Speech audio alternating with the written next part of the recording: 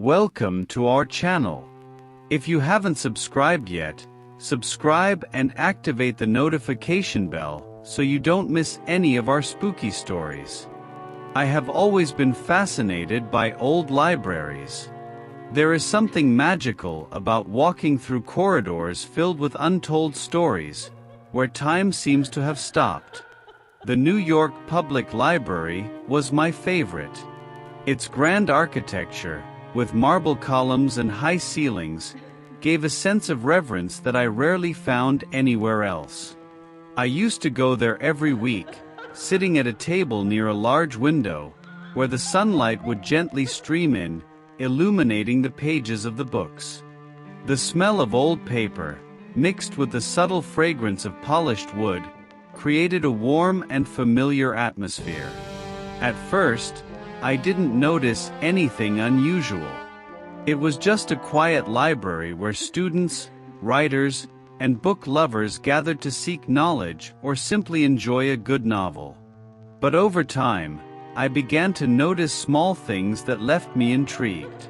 The corridors were silent, so silent that the sound of a page turning seemed to echo off the walls. And yet, every now and then, I had the strange sensation of not being alone, even when I knew there was no one else around. It was as if something or someone was watching me from between the shelves. One afternoon, while I was deeply immersed in a book, I heard a subtle, almost imperceptible sound. It was a whisper, low and indistinct, as if someone was speaking right next to me. I lifted my head, looking around, but there was no one there. I thought it might be my imagination, a result of hours of uninterrupted reading. I went back to my book, trying to ignore the uncomfortable feeling that was beginning to form in my chest. But that was just the beginning. That afternoon, while I was absorbed in my reading, something strange happened. I was sitting at my usual table, with a thick book about the history of New York open in front of me. Suddenly, a slight movement caught my attention. I looked at the shelf to my right and saw one of the books slowly moving outward, as if an invisible hand was pulling it. I froze, my eyes fixed on the book that inexplicably slid to the edge of the shelf before falling to the floor with a dull thud. The sound echoed through the empty corridor, and I felt a chill run down my spine. I stood up hesitant and picked up the book from the floor. It was an old volume of poems, with a worn leather cover. I put it back on the shelf, trying to push away the growing sense of unease. In the days that followed, the phenomena became more frequent. It wasn't just a book falling here or there. Sometimes, as I walked through the corridors, I heard whispers that seemed to come from all directions, but I could never pinpoint their origin. They were low voices, almost like murmurs, speaking in an urgent tone that I couldn't understand. Other library-goers began mentioning strange things as well. A student who always sat near me said that one night, while reviewing her notes, she saw a shadow pass quickly between the shelves. An elderly man, who came every morning to read the newspaper, said he felt a cold touch on his shoulder, but when he turned around, there was no one there. These reports only increased my unease. One night, as I was getting ready to leave, I heard a low, anguished cry coming from a nearby reading room.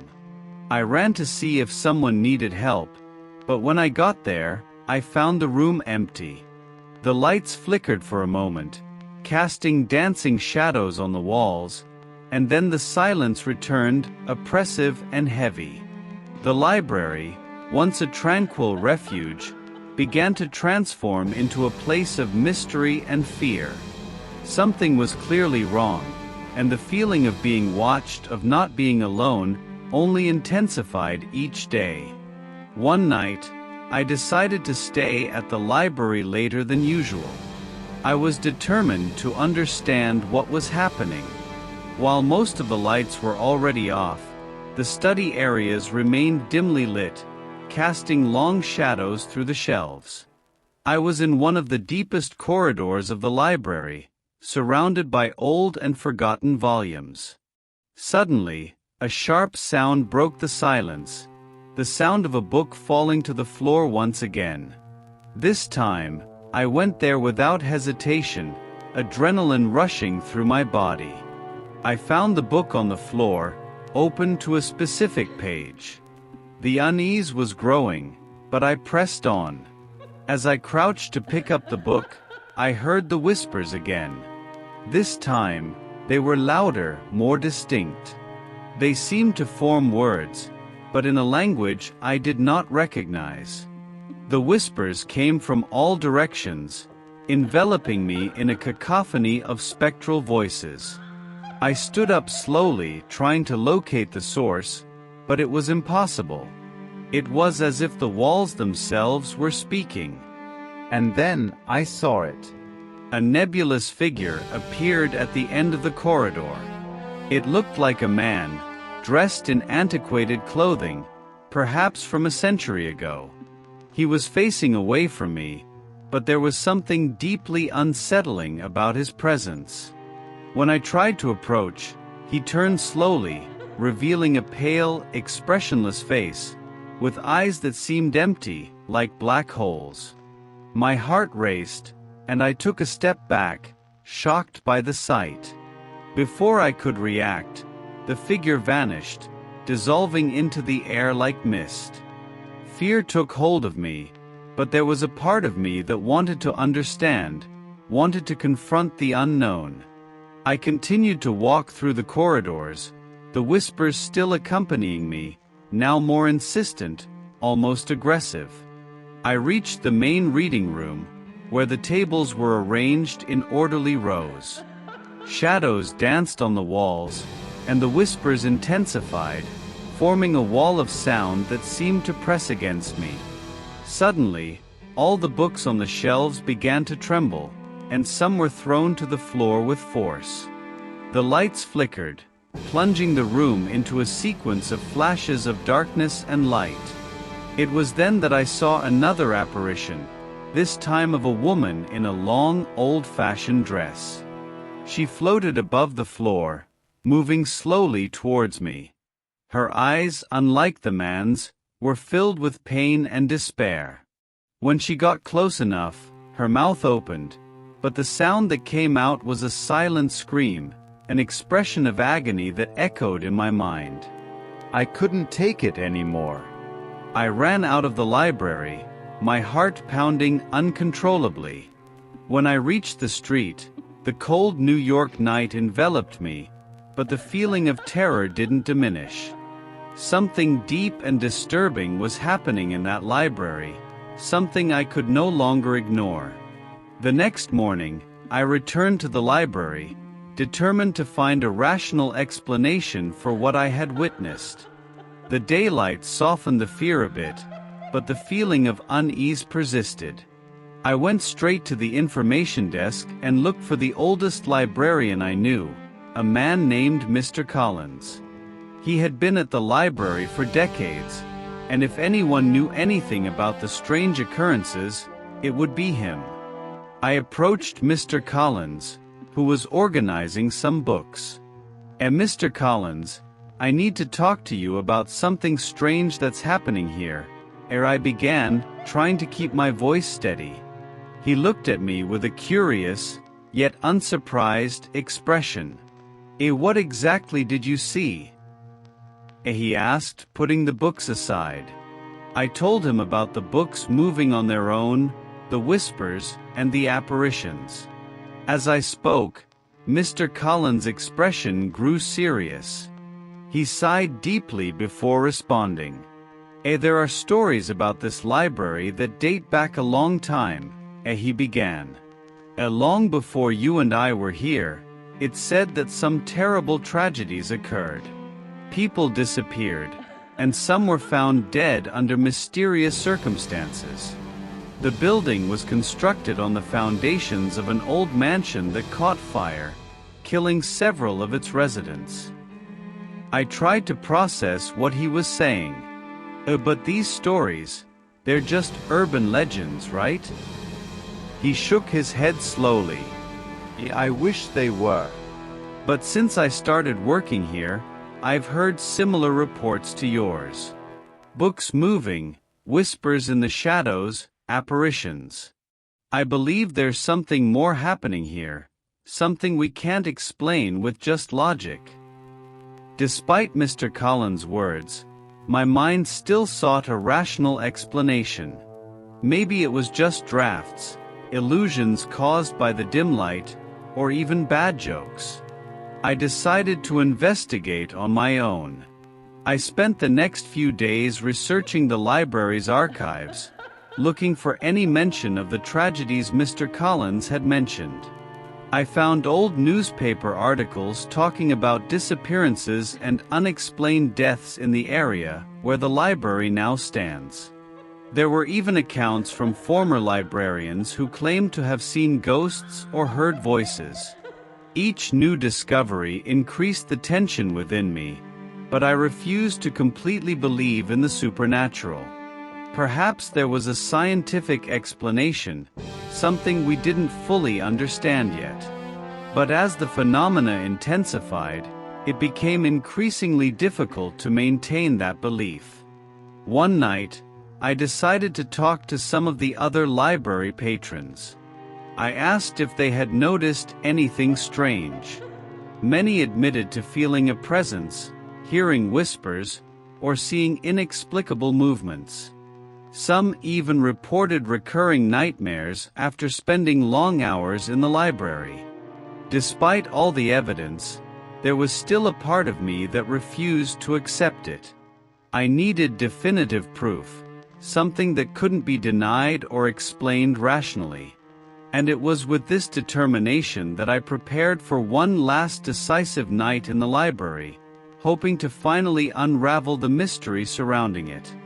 That night, I returned to the library with renewed determination and a mix of fear and curiosity.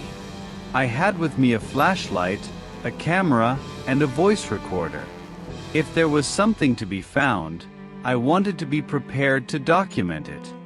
The building was almost empty when I arrived. Only a few readers remained, but they soon left, leaving me alone in the vast and silent library. The lights were turned off, except for a few emergency lamps casting a faint, flickering glow. I began my search in the deepest aisles, where the oldest books were kept. The air was dense, almost palpable, and every sound seemed amplified in the oppressive silence. I turned on the flashlight and the recorder, advancing cautiously. I was flipping through an old history book when I heard the whispers again, louder and clearer than ever. They echoed between the shelves, forming words in a language I couldn't understand. The whispers turned into screams and wails, and the air around me seemed to vibrate with a sinister energy.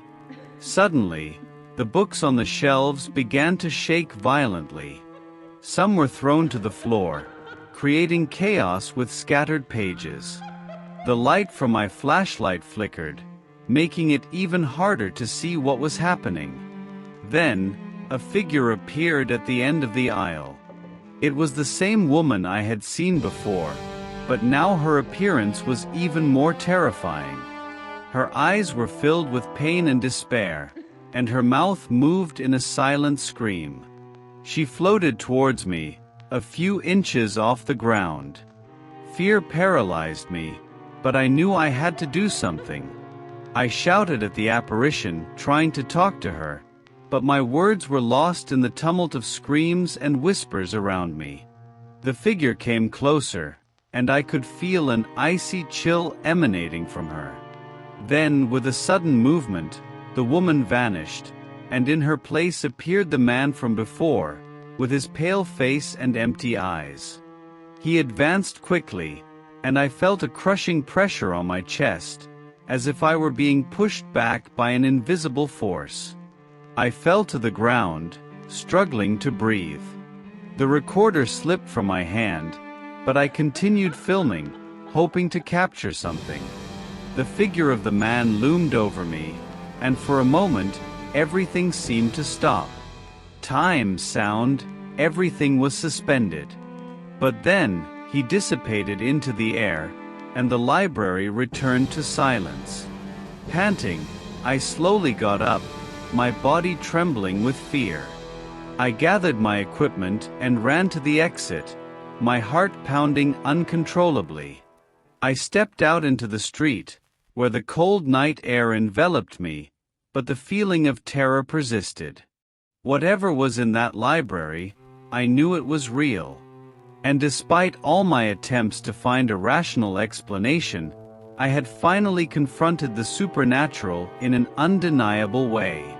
Fleeing from the library, each step felt like a hammer pounding in my head, each breath a Herculean effort. When I finally reached the street, I leaned against a wall, trying to calm my racing heart and catch my breath. The New York night was cold, but the fresh air helped dissipate some of the dread that still enveloped me.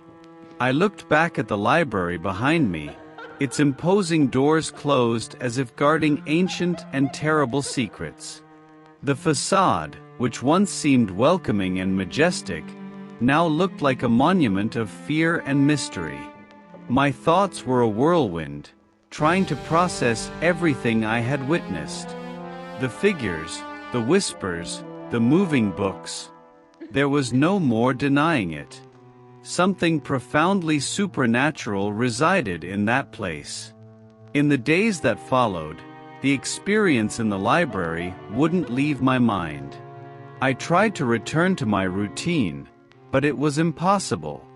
Every time I closed my eyes, I saw the pale face of the man and the desperate eyes of the woman. The whispering voices seemed to follow me, echoing in the corners of my mind, impossible to silence. I decided I could no longer frequent that place. The library, which had once been a refuge of peace and knowledge, had turned into a living nightmare. But curiosity still tormented me. What were those apparitions? Why were they trapped there, repeating their laments and silent screams?